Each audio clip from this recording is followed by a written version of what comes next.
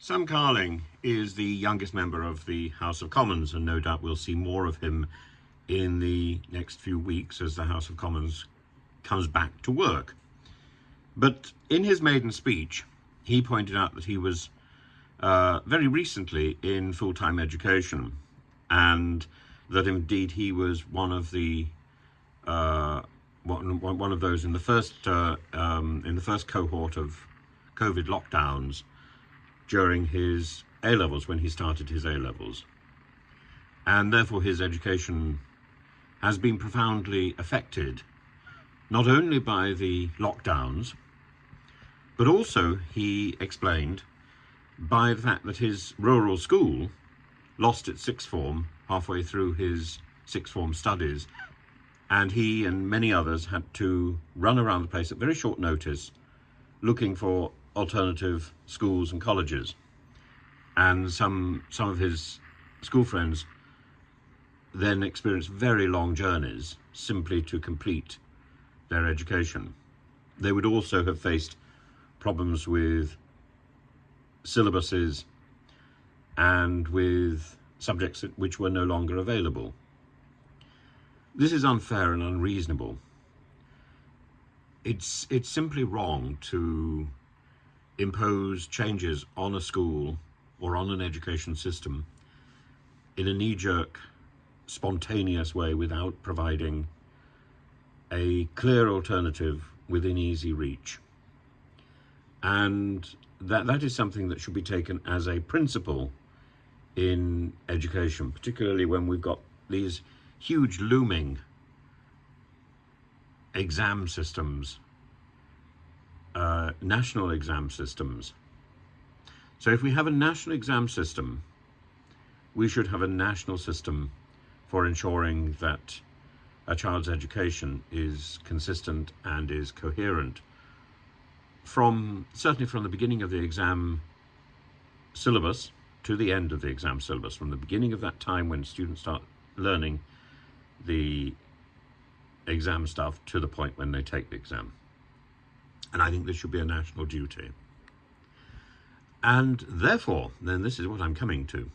Therefore, I think it's absolutely wrong to play around with budgeting halfway through, not only halfway through an exam syllabus, but halfway through an academic year.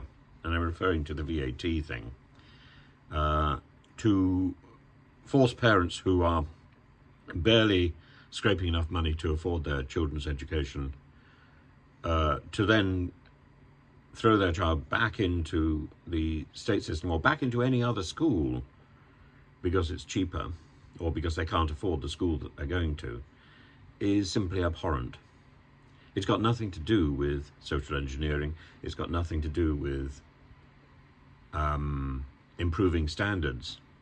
It's about punishing a child for the decisions taken by their parent, and that must be wrong. Now, ultimately, I don't believe that good change occurs by punishing one particular group. You don't improve Group B by punishing Group A.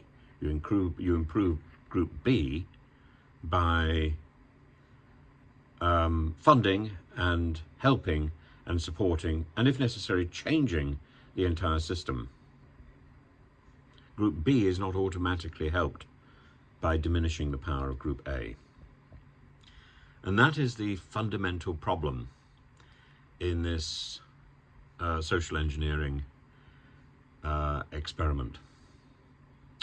I think that the second problem is the idea, is the propaganda that all independent schools cater to the rich. They often cater to parents whose children have special needs, even if they're not fully defined. They know their own children, and those needs are not catered for in the local schools. And a small investment may well be the answer. Many parents make an investment for their children's education. And whether that is paying £50,000 odd a year to send them to an independent school, often not a terribly good one, or whether it's paying a similar amount of money to buy property within the right catchment area so that they are going to a school that is recognised as better or that caters to their child's particular interests.